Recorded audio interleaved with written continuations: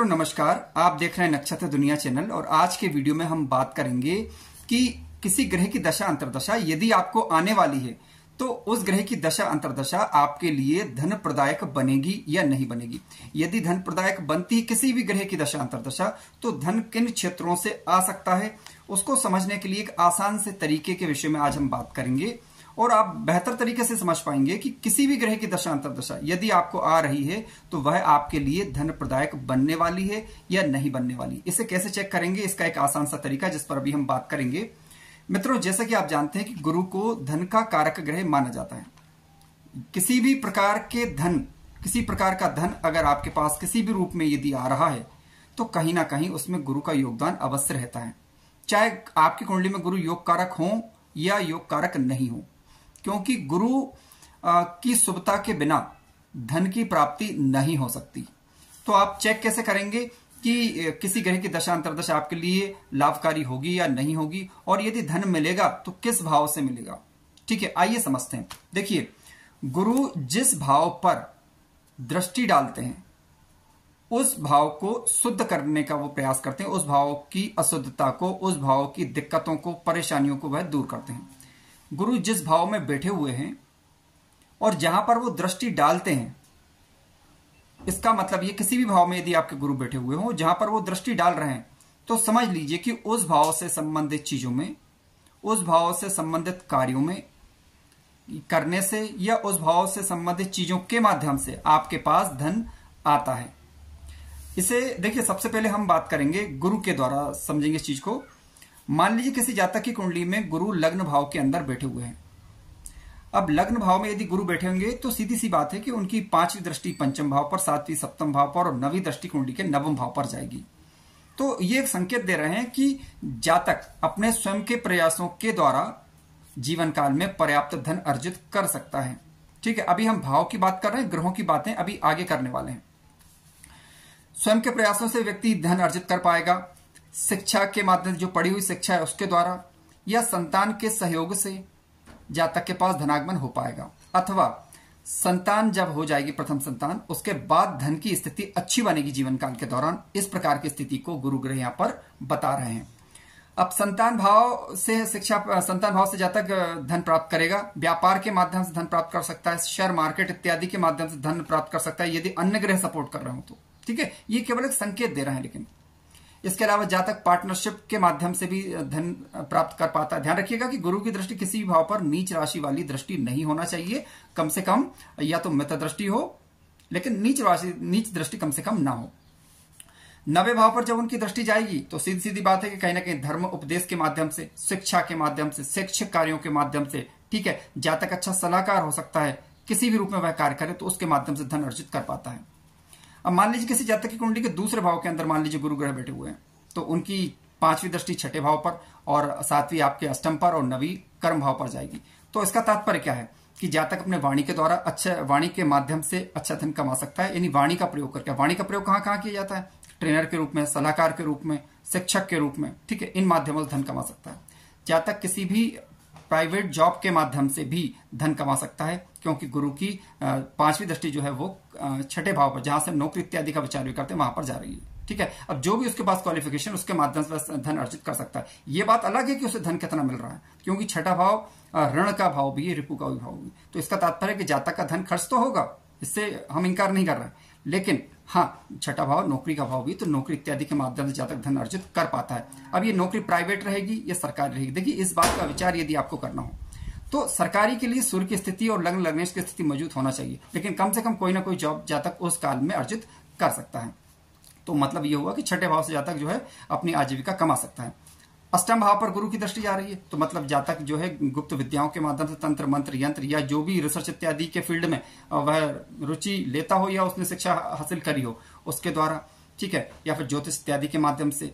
और गुरु की जो कि 9वीं दृष्टि कुंडली के 10वें भाव पर जाएगी तो एजुकेशनल वर्क के माध्यम से, ठीक है, वहां से भी जातक जो है धन अर्जित कर सकता है, यानी शिक्षा इत्यादि के माध्यम धन अर्जित कर पाता है। तीसरे भाव के अंदर मान लीजिए किसी जातक की कुंडली में गुरु महाराज बैठे हुए हैं, तो तीसरे भाव से हम पराक्रम का विचार, खेलकूद का विचार इत्यादि करते हैं। ठीक है, तो जातक अपने स्वयं के परिश्रम से, भाई बहनों के सहयोग से धन अर्जित कर पाएगा। ये गुरु महाराज संकेत यहाँ पर कर रहे हैं। इसके अलावा व्यापार के माध्यम से, पार्टनरशिप के माध्यम से, अपनी पत्नी के सहयोग से या जीवन साथी के सहयोग से जातक धन अर्जित कर पाता है, पिता के सहयोग से जातक धन अर्जित कर पाता है, बड़े भाई बहनों के सहयोग से जातक जो है जीवन काल में धन अर्जित कर सकता है, यदि तृतीय भाव के अंदर गुरु ग्रह बैठे हुए हैं।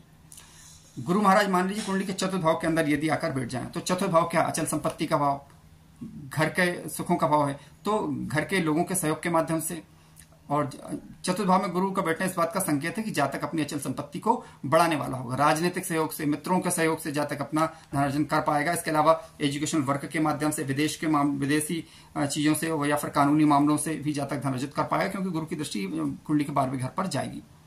मान लीजिए अब देखिए, लग्न में, पंचम में और नवम में जब गुरु बैठेंगे तो सीधी सीधी बात है कि लग्न, पंचम और नवम से गुरु का संबंध होगा, इन माध्यम से जो है जातक धन अर्जित कर पाता है। अब मान लीजिए कि गुरु किसी जातक की कुंडली के अंदर छठे भाव के अंदर बैठे हुए हैं, तो परिवार, जातक अपने परिवार के सहयोग से या नौकरी इत्यादि के माध्यम से, वाणी से, शिक्षा से, विदेश से, व्यापार से, अस्पताल से, कानूनी क्षेत्रों से धन अर्जित कर सकता है। हालांकि छठे भाव के अंदर गुरु बैठेंगे, निश्चित रूप से कहीं ना कहीं जातक का धन खर्च हो जाएगा, लेकिन धन खर्च तभी होगा ना कि जब पैसा आएगा, ठीक है। तो जातक जो है कहीं ना कहीं पैसा कमा पाएगा। हालांकि 6, 8, 12 में जब गुरु बैठते हैं तो कहीं ना कहीं थोड़ी धन की स्थिति कमजोर अवश्य पड़ती है, लेकिन ऐसा नहीं कि जातक के पास पैसा नहीं आता, जातक के पास धन आएगा और धन अर्जन कर पाएगा, ठीक है। ये अभी हम भाव की चर्चा कर रहे हैं, ग्रहों की चर्चा अभी हम आगे करने वाले हैं। सप्तम भाव के अंदर गुरु महाराज बैठ जाए तो जीवन साथी के सहयोग से, पार्टनरशिप के माध्यम से, छोटे भाई बहनों के सहयोग से, ठीक है, या स्वयं के परिश्रम से, समाज में मान प्रतिष्ठा और यश के माध्यम से जो कि वो करेगा, ठीक है, जो समाज के लिए कुछ करेगा तो उनके द्वारा जातक या उन लोगों के सहयोग से जातक धन अर्जित कर पाता है। अष्टम भाव के अंदर बैठ जाए तो रिसर्च इत्यादि के फील्ड में यदि वह है वहां से, या फिर जातक गुप्त विद्याओं के माध्यम से। यदि ध्यान रखें, गुरु कम से कम नीच राशि के किसी भाव में नहीं होना चाहिए, और किसी भाव पर नीच राशि की दृष्टि की अभी हम चर्चा नहीं कर रहे हैं।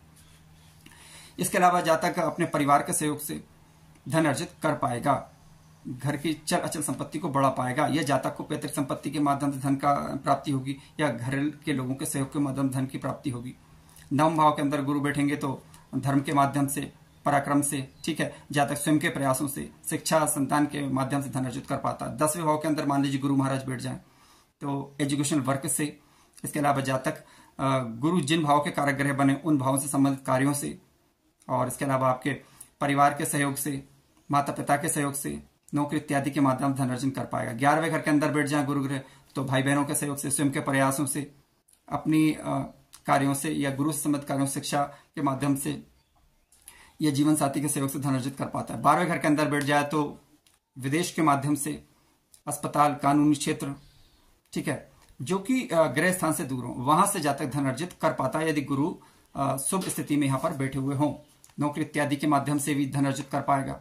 इसके अलावा आपका जो कि जातक के पास कला है उनके माध्यम से भी धन अर्जित वह कर पाएगा। तो आपने देखा कि गुरु किस प्रकार से अलग अलग स्थितियों को बताते हैं। देखिए, अब यहां पर यह मायने नहीं रखता कि आपकी कुंडली किस लग्न की, किसी भी लग्न की कुंडली हो, किसी भी लग्न की कुंडली हो, तो इसका तात्पर्य है कि जिन भावों पर गुरु की दृष्टि जा रही है उन भावों के स्वामियों की जब भी महादशा अंतरदशा आएगी तब आप जो है धन अर्जित कर पाएंगे, ठीक है, कुछ ना कुछ धन का सहयोग आपको मिलता रहेगा। ये बात अलग है कि यदि किसी लग्न में गुरु कारक ग्रह नहीं बन रहे हैं तो इसका तात्पर्य है कि दिक्कतें परेशानियां आपको नहीं होंगी, ऐसा हम नहीं बात कर रहे हैं। दिक्कतें परेशानियां होंगी। मान लीजिए गुरु यदि आपकी कुंडली के अंदर 6, 8, 12 के स्वामी बन गए, कुंडली के अंदर अकारक ग्रह बन गए, तो उनसे संबंधित परेशानियां होंगी, लेकिन आपके पास धन भी किसी न किसी रूप में आता रहेगा। इस बात की अभी हम चर्चा कर रहे हैं। आइए दूसरे सूत्र को समझते हैं। यदि किसी जातक की कुंडली में गुरु की दृष्टि अन्य ग्रहों पर पड़ रही है, अभी हम भाव की बात कर रहे थे, अब बात कर रहे हैं यदि गुरु की दृष्टि किसी अन्य ग्रह पर पड़ रही है, जिस ग्रह पर गुरु की दृष्टि पड़ेगी वह ग्रह भी अपनी दशा अंतरदशा के दौरान धन प्रदायक ग्रह बनता है। मान लीजिए मेष लग्न की कुंडली है, ठीक है, मेष लग्न की कुंडली के अंदर आप जानते हैं कि गुरु महाराज कुंडली के 90 भाव और 12वें भाव के स्वामी बनते हैं। अब गुरु की दृष्टि मान लीजिए कि बुध ग्रह पर पड़ गई, ठीक है, सूर्य पर पड़ गई, शुक्र पर पड़ गई। अब शुक्र ग्रह हालांकि जब कभी भी आता है तो दशांतरदशा धन प्रदायक बनता है किसी न किसी जातक की कुंडली में। ये हमेशा देखा गया कि अधिकतर कुंडलियों में शुक्र की दशांतरदशा लाभप्रद होती है। लेकिन मान लीजिए बुध की हम बात कर रहे हैं, ठीक है, जो कि मेष लग्न में कारक नहीं होते हैं क्योंकि तीसरे और छठे भाव के स्वामी होते हैं, लेकिन वह यदि गुरु से दृष्ट होगा तो निश्चित रूप से कहीं ना कहीं बुध की दशा अंतरदशा भी जातक के लिए धन प्रदायक बनेगी। अब सूर्य तो हालांकि मेष लग्न में जो है आपके पंचम भाव के कारक ग्रह बनते ही हैं, इसमें कोई दो राय नहीं है। लेकिन हाँ, जिन ग्रहों पर गुरु की दृष्टि जाएगी तो उन ग्रहों की दशा अंतरदशा जब जातक के जीवन काल में आएगी तो उनसे भी जातक को धन का आगमन जीवन काल के दौरान होता रहेगा। अब देखिए यहां पर कुछ बात विचारणी है। मान लीजिए किसी जातक की कुंडली में गुरु की दृष्टि धनेश पर ही हो गई, ठीक है, तो ये काफी शुभ संयोग माना जाएगा, बशर्ते कि गुरु केंद्र त्रिकोण राशि में बैठे हुए हों, केंद्र त्रिकोण के घरों में हो, सॉरी, ठीक है। और धनेश पर यदि गुरु की दृष्टि पड़ गई, शुभ दृष्टि भाई, कम से कम नीच राशि की दृष्टि ना हो, शुभ दृष्टि यदि पड़ गई और गुरु बलवान हो कुंडली के अंदर, तो ये अत्यंत धनवान बनने वाली स्थिति आ गई। सामान्य से अधिक धनवान जातक जो है बनेगा, क्योंकि धनेश पर गुरु की दृष्टि, धन का कारक ग्रह यदि धन भाव के स्वामी को देखेगा या धन भाव पर दृष्टि डालेगा तो निश्चित रूप से जातक के जीवन में महाधन योग बना देता है। इसके अलावा गुरु की दृष्टि मान लीजिए कि लाभ भाव पर पड़ गई या लाभेश पर पड़ गई तो ये महाधनी योग है। अब कोई भी आपका लाभेश और कोई भी आपका धनेश हो सकता है, तो जीवन काल में धन की स्थिति उत्तम रहेगी। धनेश यदि लग्न भाव के अंदर बैठ जाए या लाभेश लग्न भाव के अंदर बैठ जाए या धनेश लाभेश का आपस में राशि परिवर्तन हो जाए तो ये महाधनी योग कहा जाएगा। गजकेसरी योग कुंडली के अंदर बन रहा है तो इसे धन योग कहा जाएगा, ठीक है। तो लक्ष्मी योग बन जाए, जैसे चंद्रमंगल की युति बन जाए, जैसे लक्ष्मी योग के नाम से जाना जाता है, तो ये भी धन योग कहा जाएगा, बशर्ते कि ये योग अच्छे भावों के अंदर बन रहे हों और मजबूत स्थिति में बन रहे हों। ध्यान रखें कि जो जो ग्रह कुंडली में लग्नेश के मित्र होते हैं उन और बलवान हो वह ग्रह, तो जातक को अपनी दशा अंतरदशा में काफी अच्छा फल ये ग्रह देते हैं, ऐसा देखा गया है कुंडली विश्लेषणों के दौरान। इसके अलावा मान लीजिए कि कोई ग्रह जो कि कुंडली में योग कारक नहीं है, यदि वह गुरु के नक्षत्रों के अंदर आकर बैठ जाए तो इसे भी काफी शुभ संयोग माना जाएगा। गुरु के नक्षत्रों में यदि कोई ग्रह आकर बैठता है तो इसका तात्पर्य है कि वह ग्रह अपनी दशा अंतरदशा के दौरान जातक को निश्चित रूप से कहीं ना कहीं धन प्रदान करेगा। हालांकि ध्यान रखिएगा कि मान लीजिए कि एक आपके मेष लग्न की कुंडली की यदि हम बात करें तो मेष लग्न में जैसे बुध ग्रह कारक नहीं होते, ठीक है। अब बुध ग्रह मान लीजिए कि गुरु के नक्षत्र में आकर बैठ गए तो तात्पर्य क्या है इसका? तात्पर्य है कि बुध ग्रह भी अपनी दशा अंतरदशा के दौरान धन प्रदायक ग्रह बनेंगे। हालांकि हम इससे इंकार नहीं कर रहे हैं कि जातक के जीवन में परेशानी रहेगी, हालांकि लेकिन धन भी आता रहेगा। तो तीन स्थितियों पर हमने बात करी। गुरु की दृष्टि जिन भावों पर होगी, जिन ग्रहों पर होगी, और जो गुरु के नक्षत्र में जो ग्रह आकर बैठेंगे, ठीक है, जो ग्रह आकर बैठेंगे गुरु के नक्षत्र में, तो निश्चित रूप से वह ग्रह भी धन प्रदायक ग्रह बनते हैं। इसके अलावा अगले चौथे उदाहरण पर बात करते हैं। किसी जातक की कुंडली में यदि गुरु की मूल त्रिकोण राशि जो कि धनु राशि है, गुरु की मूल त्रिकोण राशि धनु राशि में कोई भी ग्रह यदि आकर बैठेगा तो वह भी कहीं ना कहीं जातक के लिए जीवन में धन प्रदायक स्थिति बनाता है, और वह ग्रह भी अपनी दशा अंतरदशा के दौरान धनदायक जीवन में बनेगा, ठीक है। तो एक बात मित्रों ध्यान रखिएगा कि कुंडली में गुरु ग्रह आपकी कुंडली में चाहे वह योग कारक हो या योग कारक नहीं हो, दोनों ही स्थितियों में गुरु ग्रह मजबूत अवस्था में हो और पीड़ित ना हो। अगर गुरु महाराज पीड़ित हो जाते हैं, विशेष रूप से कमजोर होकर खराब भाव में जाकर पीड़ित हो जाते हैं, तो ऐसी स्थिति में ये धन की स्थिति कमजोर बनती है और श्रेष्ठ धन इस स्थिति में नहीं आ पाता। तो ऐसी परिस्थिति में आपको गुरु के वेद मंत्र या बीज मंत्र का जप करना चाहिए, चाहे गुरु कुंडली में योग कारक हो या नहीं हो। आपकी कुंडली में लाभेश और धनेश, धन की स्थिति कमजोर पड़ने पर गुरु को बलवान करें, धनेश और लाभेश को बलवान करें, तो निश्चित रूप से आपको उन ग्रहों की दशा अंतरदशा सुफल करेगी। मित्रों, कार्यक्रम ज्ञानवर्धक लगा हो तो लाइक कीजिएगा, चैनल पर नए हो तो सब्सक्राइब भी करें। धन्यवाद।